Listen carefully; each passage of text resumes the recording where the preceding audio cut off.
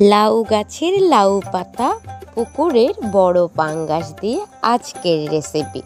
নমস্কার, village cooking Bangladesh YouTube চ্যানেলে আপনাদের সবাইকে স্বাগতম। আজকে কিন্তু আমাদের রেসিপিটা একটু অন্যরকম হবে।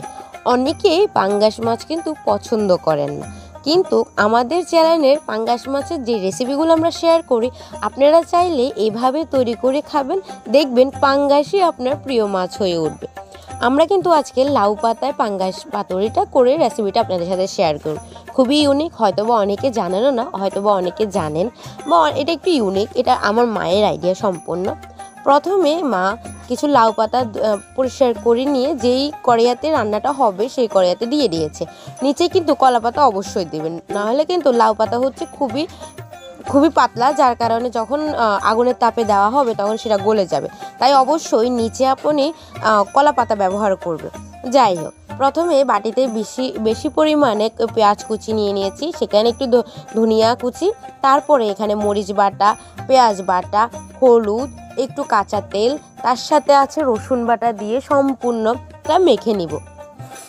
ভালো করে মশলাটাকে ভালো করে মেখে নিব। এরপরে আগে থেকে ধুয়ে কেটে বেছে রাখা পাঙ্গাস মাছের যে টুকরাগুলো ছিল ওইগুলো দিয়ে দেব।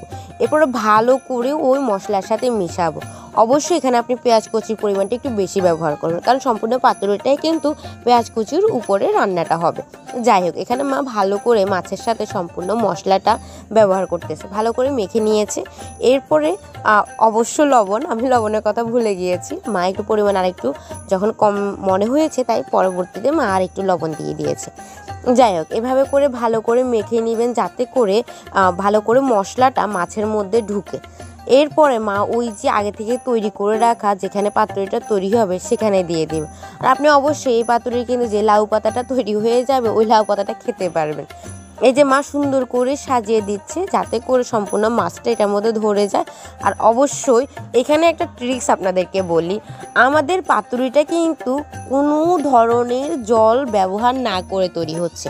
আমরা সাধারণত যখন কোনো কলা পাতায় মাছ পাতুরি করি বা কড়াইতে মাছ পাতুরি করি, আমরা সবসময় বাটি ধুয়ে একটু জল ব্যবহার করি, কিন্তু আজকে আমরা সম্পূর্ণ লাউ পাতায় সিদ্ধ হবে আর পেঁয়াজ থেকে যে জলটা বের হবে সেই জল দিয়ে কিন্তু আজকে সম্পূর্ণ আমাদের পাতুরিটা তৈরি হবে।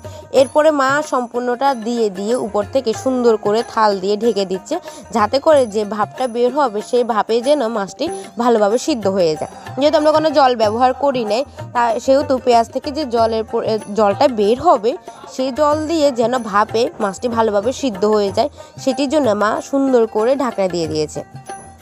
এই যে দেখুন, আমাদের মাছ